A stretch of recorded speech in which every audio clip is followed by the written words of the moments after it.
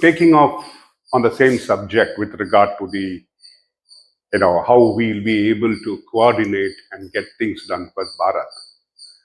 And I was listening to a talk at a conference by our Minister Piyush Goyal, Minister of Commerce Piyush Goyal, and he was expressing his views that India should look at manufacturing things by which we will be able to reduce our imports. Well, it is a laudable idea. Definitely, India has started manufacturing excellent things over the years, and with the Apple coming in for manufacture, we are finding it a boom for India.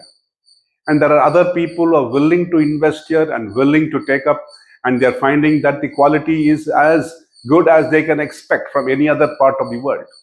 So India has got capabilities, but we are also suffering from a weakness. And the weakness is that our political atmosphere does not create confidence in very many people. The laws in each state are so cumbersome to follow.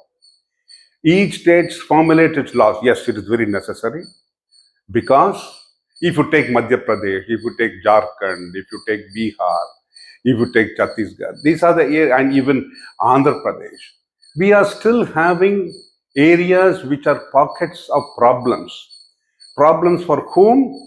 Problems for the manufacturers, but not problems for the people, because the people living there are still tribal. Now, we have still not come out of the tribalization, and I hope that we do not. As an Indian, we have a 5,000, and I would say even some people are saying 10,000-year-old tradition. Over the years, we have developed our own ways of life. And tribal life is a simple, independent way of life which has existed over millenniums. And I don't think so that we should change the lives of those tribals to fall in line in conformity with the supposed to be, inverted commas, modern thinking. I think we should let them live their lives, and we should keep, if we are able to adapt to the modern life, to take over and run it according to our requirement. Just as the modern people want their lives to fall with other people falling in line with them, will the tribal people also expect the modern people to fall in line with the thinking of the tribals? Now, why am I talking about tribals? Because there is a lot of problem with regard to the land acquisition to set up industries. India finds it extremely difficult to acquire land in very many places, because there have been, laws which protect the interest of the tribals, of their land, and it belongs to them, and they have the right over the land, whether they can give it for the purpose of development, whether they can keep it for themselves, for their way of life. Well, their way of life may not be, it cannot be evaluated in dollars, pounds, or yen. It has to be evaluated in their way of life.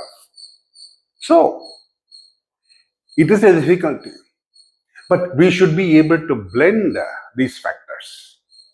If we do not blend these factors, put all these in different buckets and find out how much we will be able to remove from each bucket, so that the bucket do not, do not change shape, but they are willing to contribute as a whole to the development of Bharat. The weight of the bucket should change according to the requirements, but the bucket itself should not be destroyed. So that is where the laws of the state, the laws of the central, all these should be looked at it from a perspective of the development of a country rather than a particular state alone. Yes, each state wants to develop in its own way. Each chief minister wants to bring out saying that he's got the best for his state and his people. And each state says that I'm contributing so much to the exchequer and therefore I should be given more funds. Well, yes, I do understand.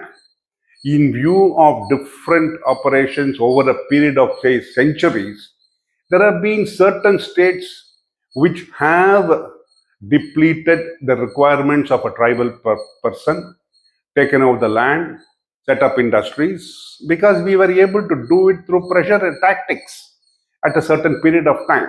We are not going to blame anybody. But that existed, and through that process, certain states were able to develop over a period of time and contribute more to the exchequer. There are certain states, which are now joining Bharat in its development process. If you take Madhya Pradesh, in which there are pockets where development has been, I would say, in the negative, and slowly we are trying to make it positive. But while make it positive, we have to overcome these tribal and factions. We have to look at the state strength. We have to look at the political impact of that. There are so many things which we have to consider. And as we go north, still further north, we are having difficulties with the Seven Sisters. They have never been looked as areas for development. We have neglected them. We have kept them different, and they have felt different. And because they have felt different and we have kept them different and we have neglected them, it's taking an extremely wrong process for them to be brought in line with the thinking that they are part of Bharat, number one, and that they are also a part of the development process of Bharat, that is number two, and number three, that they are citizens of Bharat, number three, and that their land can be used for purposes which are different from the other parts of Bharat. For example, the government is taking up the production of saffron, I think in Mizoram and in Nagaland and in Tripura. See, there is a new concept. They are looking at coconuts. They are looking at newer areas for development of newer requirements of food, which India requires in other parts of the northeast part of India, so that we will be able to bring them also into the fold of operation of Bharat, and also increase the food requirements of India, the various products which will give us more positive, income for those people, and also a positive contribution to the development of India also. It's an overall situation. Well, it is not going to take place within 1 year, not going to take place within 2 years. If you look at the Manipur angle, it's been going on for a period of 40 years now. And is becoming more accentuated over the period of, say, I would say a couple of years. It's been also fueled by certain factions which are inimical to the thinking of being Bharat. And that is one more area which we have to overcome. Why is the reason that this inimiquity has arisen? It is because we had neglected them over the years. Because we were more concentrating on the already developed states rather than bringing other states into the fold of being part of Bharat. We had, shamefully, I should say, we had a statement known as Bimaru. Bihar, Madhya Pradesh, Rajasthan, UP. They were considered Bimaru in India, in colloquial Hindi, known as sickness. And all these states were supposed to be sick states. I think we should be ashamed that even somebody should have coined a word like Bimaru. But today, if you look at it, Madhya Pradesh and UP they